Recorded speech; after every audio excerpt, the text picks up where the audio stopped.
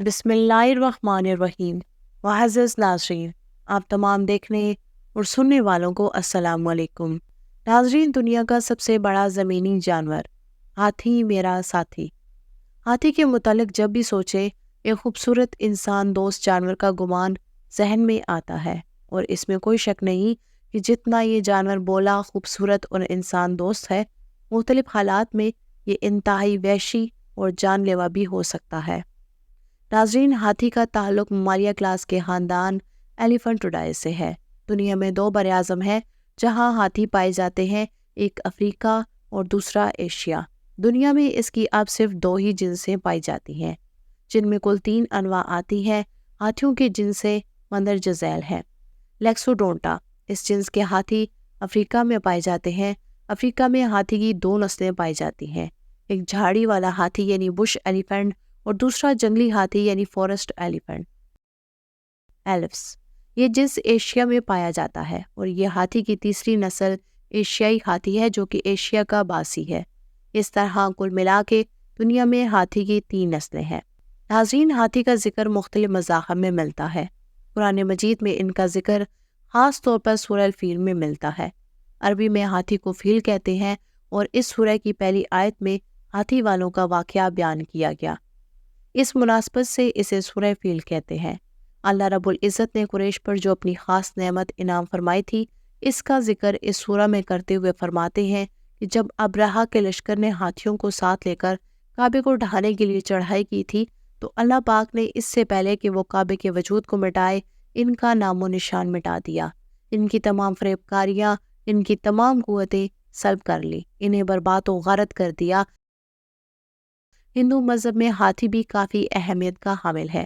ان کے خدا گنیشا کا سر ہاتھی کی طرح و دھڑ انسانوں جیسا ہے۔ ناظرین، ہاتھی براعظم افریقہ اور ایشیا میں پائے جاتے ہیں۔ دونوں جنس کے ہاتھی پہلے افریقہ میں پائے جاتے تھے۔ ایشیائی ہاتھی یا ایلفس نے ایشیا کی طرف نقل مکانی کی، اور اب صرف ایشیائی ممالک میں ہی پائے جاتے ہیں۔ ہاتھی ایشیا اور افریقہ کے گھاس کے میدانوں، صحراؤں، دلدلی علاقوں اور جنگلات میں پائے جاتے ہیں۔ ناظرین، ہاتھی کو تھائی لینڈ کا قومی جانور ہونے کا بھی اعزاز حاصل ہے۔ ہاتھی کا قد 10 فٹ جبکہ وزن 5 سے 8 ٹن کے درمیان ہوتا ہے۔ ہاتھی دنیا میں پائے جانے والے باقی تمام جانوروں سے قدرے مختلف جانور ہے۔ ان کے جسم کافی بڑے اور مضبوط ہوتے ہیں۔ ان کی سونڈ ان کے اوپر والے ہونٹ اور ناک کے آپس میں ملنے سے ہی بنی ہوتی ہے۔ سونڈ کی مدد سے ہاتھی سونگھتے اور محسوس کرتے ہیں۔ اس کے علاوہ سونڈ کو رابطے کے لیے بھی استعمال کیا جاتا ہے۔ سونڈ کے سرے پر انگلیوں کی طرح کی ایک ساخت موجود ہوتی ہے جو ہاتھی کو چھوٹی سے چھوٹی چیز اٹھانے میں مدد کرتی ہے۔ کان عام طور پر بڑے اور گول ہوتے ہیں، جن میں کافی تعداد میں خون کی نالیاں موجود ہوتی ہیں۔ یہاں خون میں موجودہ حرارت جسم سے باہر نکلتی ہے اور جسم کو ٹھنڈا رکھتی ہے، جبکہ ان کے 2 لمبے دانت، جن کو ٹاسکس کہا جاتا ہے، یہ دانت ہاتھی زمین کی کھدائی، وزن اٹھانے اور اپنے دفاع میں استعمال کے علاوہ راستہ وغیرہ صاف کرنے کے کام آتے ہیں۔ جس طرح انسان دائیں یا بائیں ہاتھ سے کام کے عادی ہوتے ہیں، اس طرح ہاتھی بھی دائیں یا بائیں دانت پر انحصار کرتے ہیں۔ ان 2 بڑے دانتوں کو ملا کر ہاتھیوں میں کل 26 دانت ہوتے ہیں۔ ناظرین، ہاتھی کی جلد کافی موٹی ہوتی ہے۔ ہاتھی کے جسم پر بال بھی موجود ہوتے ہیں، جن کی تعداد تھوڑی دم آنکھوں کے ارد گرد زیادہ ہوتی ہے۔ عمر بڑھنے کے ساتھ ساتھ بال کم ہو جاتے ہیں۔ ناظرین، ہاتھی کا دماغ تمام ممالیہ کلاس کے جانوروں سے بڑا ہوتا ہے، اور اس کا وزن 4 سے 5 کلو ہوتا ہے۔ ان کی یادداشت بھی کافی تیز ہوتی ہے۔ ہاتھی ایک معاشرتی جانور ہے جو گروہ میں رہنا پسند کرتے ہیں۔ اس گروہ کو ہرڈ کہا جاتا ہے۔ نر یا تو اکیلے گھومتے ہیں یا دوسرے نر ہاتھیوں کے ساتھ ایک گروہ بنا کر رہتے ہیں۔ یہ گروہ زیادہ تر خوراک کی کمی کے دنوں میں یا خطرے کی صورت میں بنائے جاتے ہیں۔ ناظرین، ہاتھی کی خوراک میں زیادہ تر پودے شامل ہوتے ہیں۔ ایسے جانوروں کو سبزی خور کہا جاتا ہے۔ ان کی خوراک میں پتے، گھاس، پھل، جڑیں اور درختوں کی چھال وغیرہ شامل ہوتی ہے۔ ہاتھی خوراک کی وافر مقدار کی موجودگی میں دن میں 17 سے 18 گھنٹے کھانے میں گزارتے ہیں، جبکہ باقی کا وقت نہانے، دھونے، سونے، کھیلنے کودنے اور دوسرے گروہ کے ارکان کے ساتھ گزارنا پسند کرتے ہیں۔